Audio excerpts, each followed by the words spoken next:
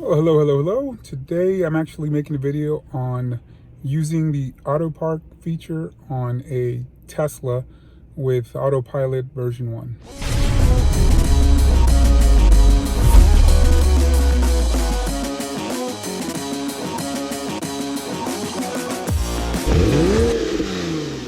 All right, so when I bought the car, from what I had read online, the car had Autopark. Now, when I went, when I started driving the car, there was nothing, there was no Autopark button or anything that I could find. So I just assumed the car didn't have Autopark.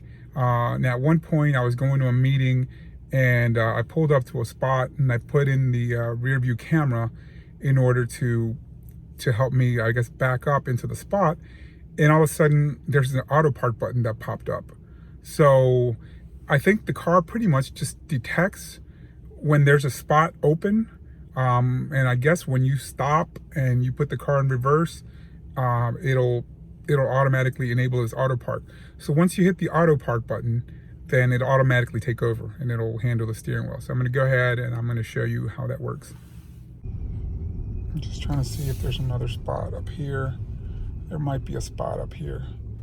Let's see what's picking up. There's a hydrant there, but I'm going to pull in a little bit here so it'll pick up that car also. And that way I'll see if it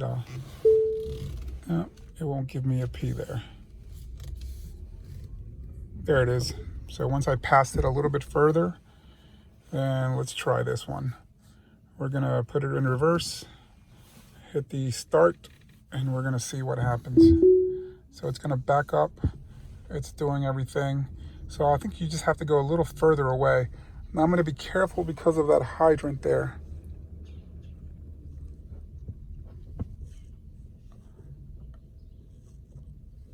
So it's doing its own. It'll move forward. And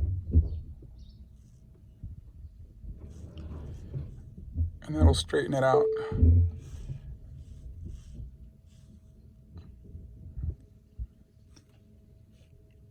And it's still saying auto park in progress. It's still moving. There you go. All right, so it stopped and everything went back to normal. Mirrors went back up. So it parked itself. So all I had to do is go a little bit further past it until that P popped up on the dash, on the instrument cluster here. So once that P pops up, you just put it in reverse.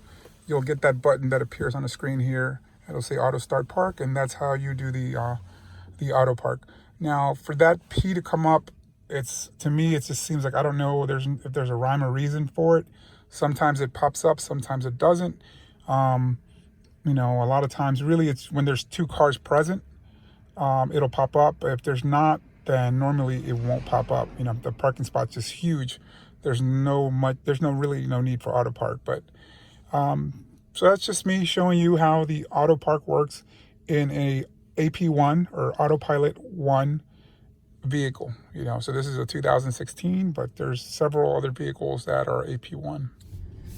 All right, I'm going to do a little bit of a display on how the perpendicular parking, because we just did a parallel parking.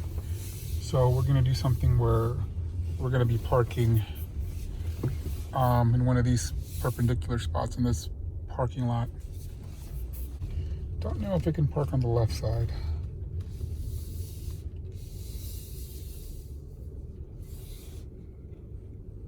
There you go. So that P just appeared. There's a spot in between those two cars. So what we're going to do is we're going to put the car into reverse. That'll bring up that, and it'll show you the spot that's open. So we're going to hit the start button, and we're going to let go of the brake, and it should take care of everything on its own. It'll back up. It'll stop there. It'll go as far as it has to, and it'll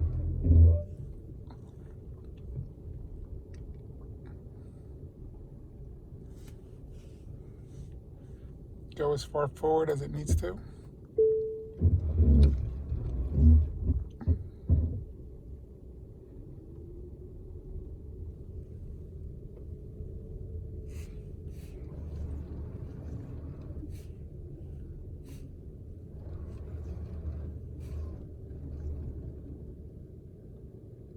And it stopped. And it's still gonna, it looks like it's gonna straighten it out. It didn't like the way that it parked, so it's gonna straighten itself out.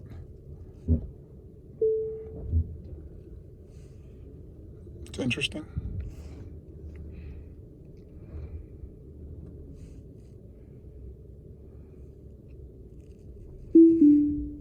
And it's done. So, and then it puts the parking brake on by itself. We'll see where it's at as far as the lines. Yeah. It's definitely good. Did a pretty nice parking job. So that's going to be it. You know, that's for perpendicular parking. You know, we did parallel, now we did perpendicular, and it does a pretty nice job.